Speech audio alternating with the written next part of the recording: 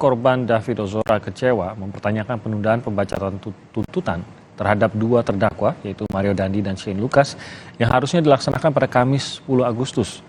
Ayah dari David Ozora, Jonathan Latumahina, kecewa sidang tuntutan terhadap Mario dan Shane ditunda.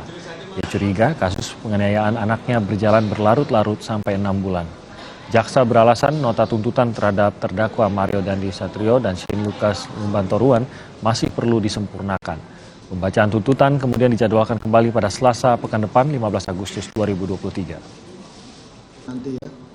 Gini kok, ini bukan perkara yang kayak mega skandal atau apa, tetapi bisa jadi memang ada mega skandal akhirnya kan. Kita kan jadi berpikiran ke situ. Mana ada kasus penganiayaan yang sampai 6 bulan. Baru kali ini. Dan tiba-tiba hari ini batal. Dan tim hukumnya juga nggak ada semua. Kenapa? Ini yang harus di-note bahwa sistem hukum di negeri ini harus terus dikawal terus. Saudara